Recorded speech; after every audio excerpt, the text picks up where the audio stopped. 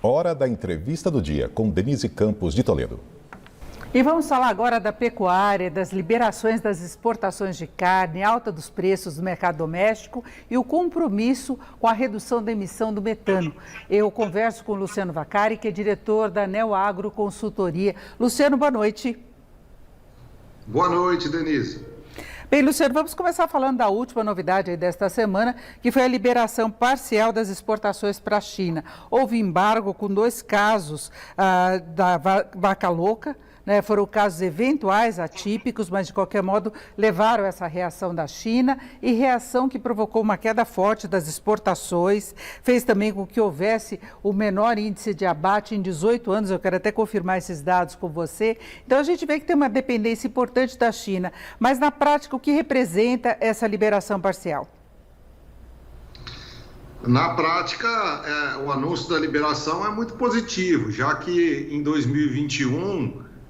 os números que você acabou de falar mostram o tamanho da importância do comércio da carne bovina entre o Brasil e a China. A China, em 2021, será o maior comprador de carne bovina do Brasil. Mais de 60% de tudo que o Brasil exportar até o final do ano vai ter como destino a China. Portanto, uma atitude muito exacerbada esse embargo que a China provocou, não tinha motivo técnico nenhum para tudo isso, mas enfim, superamos esse problema e a gente espera terminar o ano bem, ampliando as nossas relações comerciais e fortalecendo a cadeia da carne bovina. E o setor tentou buscar outras alternativas, como ampliar as vendas para os Estados Unidos, conseguir uma nova cota com a Rússia também. Você vê perspectivas melhores para as exportações no geral?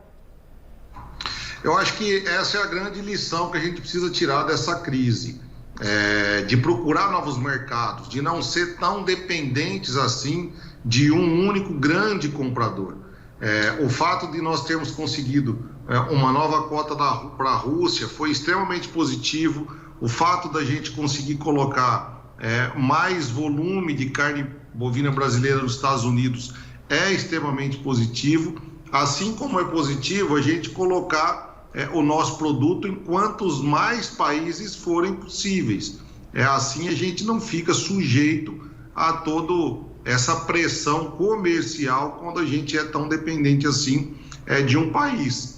Com agora a retomada da China e a abertura de novos mercados, as perspectivas para 2022 são muito boas, tanto por conta da possibilidade do Brasil exportar para mais países, também por conta de toda essa valorização do real aí frente ao dólar, o que torna o nosso produto extremamente competitivo. Toda essa demanda, especialmente da China, levou ao aumento das exportações e aqui no Brasil nós ficamos pagando preços muito maiores, não é? A carne virou aí uma exceção na mesa de muitos brasileiros, não é? Nós tivemos aquelas imagens das pessoas disputando aí pé de frango, comprando osso, tendo de pagar por causa disso, porque quando sobe a carne bovina, as outras proteínas também têm aumento de preços. Você vê alguma possibilidade de alívio? Porque quando houve a interrupção das vendas para a China, não é? Nós tivemos queda no mercado doméstico. Pequena, mas houve, não é? Esse é o problema.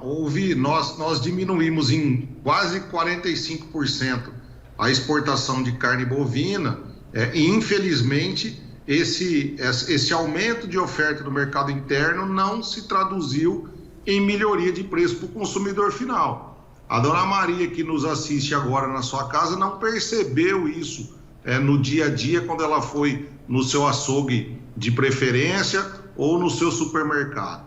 Infelizmente, os elos da cadeia da proteína bovina no Brasil, eles são muito distorcidos. Essa relação não é boa, essa relação não ajuda ninguém, muito menos o setor.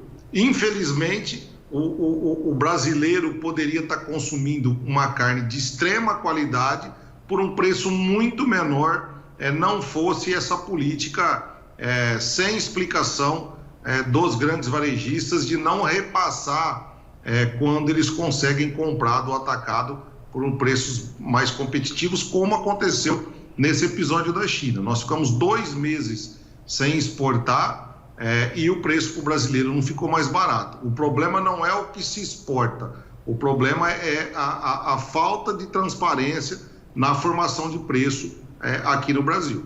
E tem muita reclamação também em relação ao aumento de custos, a ração ficou mais cara, porque os grãos também ficaram mais caros no exterior, então tem toda uma relação com a conjuntura internacional, não é? Exatamente. O preço do boi gordo não é formado pelo pecuarista, o preço do boi gordo é formado por uma série de fatores, e você disse muito bem, os insumos, principalmente o farelo de soja e o milho, tiveram aumentos importantes na sua formação de preço, principalmente por conta do aumento da demanda.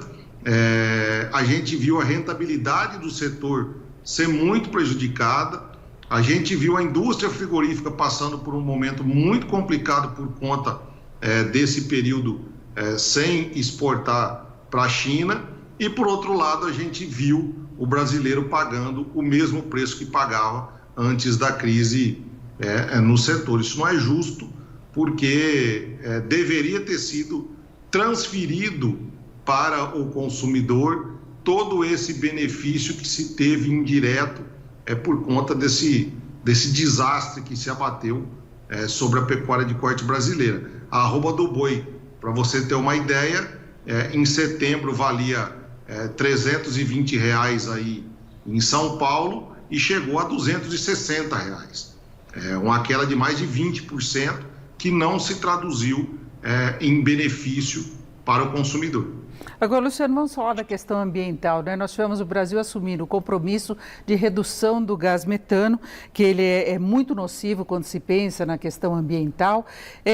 Como é que a pecuária pode se adequar a esse compromisso assumido pelo país?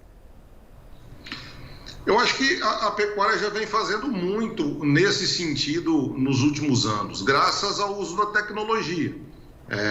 O pacote tecnológico hoje à disposição dos pecuaristas do Brasil, ele é muito abrangente e muito eficiente.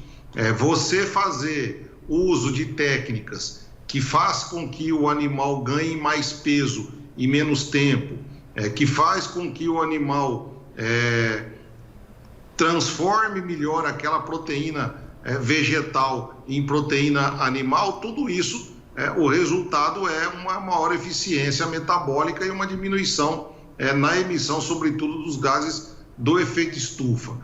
Técnicas como melhoramento genético, como formas de suplementação, o confinamento, o semi-confinamento, a integração lavoura-pecuária, que é um modelo único no mundo, e é um modelo 100% brasileiro, inventado pelos pesquisadores da Embrapa alguns anos atrás, são técnicas que privilegiam um modelo produtivo, que colocam o Brasil como um grande produtor e que também ajudam na mitigação dos gases do efeito estufa. Portanto, eu acho que mais do que pensar nas ferramentas para se cumprir o acordo, eu acho que agora nós precisamos pensar em como fazer com que o produtor rural brasileiro tenha maior acesso a essas ferramentas, para que ele possa fazer uso disso, para que ele possa implementar nas suas propriedades, e certamente o Brasil vai conseguir cumprir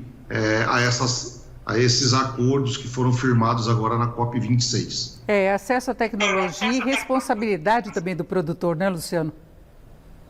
Exatamente, a gente vê uma responsabilidade compartilhada, né, entre o produtor, entre a indústria frigorífica, entre os governos estaduais e o governo federal. Afinal de contas, para você mover toda essa cadeia, não pode ser um elo só. Ela tem que ser compartilhada com todo mundo, cada um fazendo a sua parte, onde cabe ao produtor o cumprimento da legislação ambiental, da manutenção da reserva legal e da proteção das áreas de preservação permanente, mas também cabe ao governo federal dar condições para que esse produtor acesse a essas tecnologias e cumpra com os acordos, e também cabe aos governos estaduais agir com celeridade, principalmente na questão dos licenciamentos das propriedades rurais, que fica a cargo do governo estadual. É isso, conversei com o Luciano Vaccari, que é diretor da Neo Agro Consultoria.